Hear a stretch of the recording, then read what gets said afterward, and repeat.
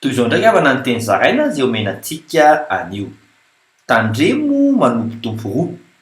Tezitr' satria nanompo tompo roa ny Israely.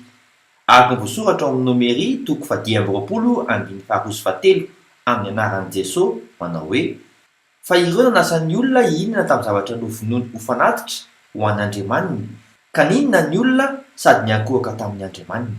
Dia niray tamin'ny Bala-peora ny Israely, ka nirehetra taminy ny fahatezeran'i Jehova. Maro no namony ainy vokatra izany, araka ny amin'ny Nomery toko 10:27 amin'ny anaran'i Jesosy hoe: ary izay maty tamin'ny arety mandringana dia 4,000 alina. Tany Kristy, araka ny amin'ny Apokalipsy toko 2:5 amin'ny anaran'i Jesosy hoe: kanefa izay anananareo dia tany mafy mandra-piaviko, dia tsy ahazo anao izany. Araka ny amin'ny Apokalipsy toko 2:21 amin'ny anaran'i Jesosy hoe: ary izay maharesy ka mitandrina ny asako hatramin'ny farany dia omeko fahefana amin'ny jetilisa.